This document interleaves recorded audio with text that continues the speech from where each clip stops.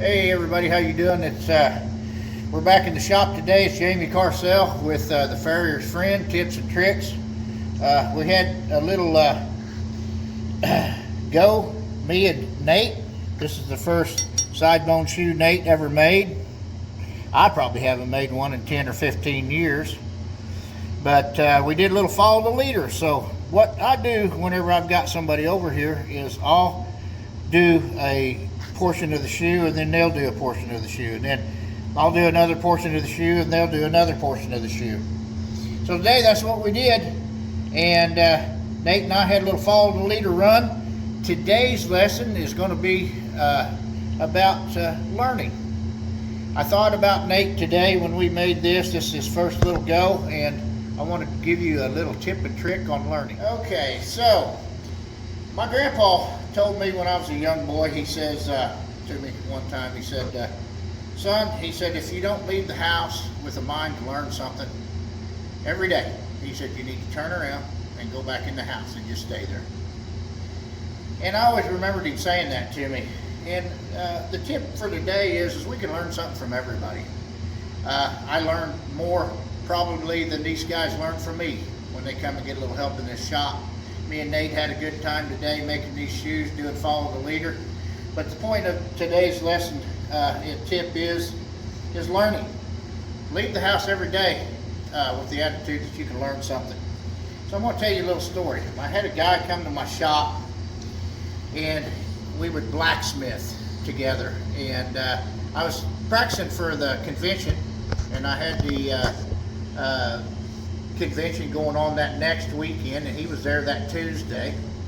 And I went to convention and I come back home, and when I come back home he wanted to blacksmith that next Tuesday.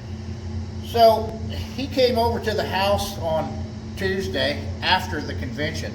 Well, when I went to the convention, I bought a whole brand new box of these grease pencils so you can mark on these shoes hot. Everybody that's blacksmith that marks shoes, they know these little grease pencils. You use them when they're hot and they leave a mark on the shoe.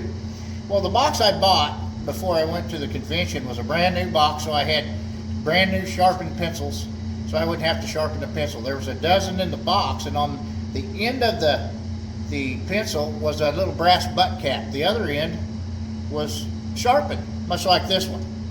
One end not sharpened, one end sharpened. So this guy, he was an awful nice kid, and you had to retrain him about every time he came to the shop. He'd forget everything he learned. But he was such a nice guy. So he comes on Tuesday after the convention, and he says, I want to make a horseshoe. I said, what do you want to make? He said, a plane stamp. I said, well, go in my toolbox and get my grease pencils, and you'll have to sharpen some up. I said, and we'll cut you off a piece or two, 12 inches. Cut one for me and cut one or two for you so we play follow the leader. And so he did. So when I was in that competition, I was in the Mustad specialty class in the heat of battle. I had burnt through all of my pencils, every one of them. And I was in the class sharpening a pencil with a hoof knife. Right in the heat of battle, right in the class, in the convention. And I had him this guy go to my toolbox and get the pencils out, and I told him he'd have to sharpen one up to mark the steel and cut 3 pieces of steel.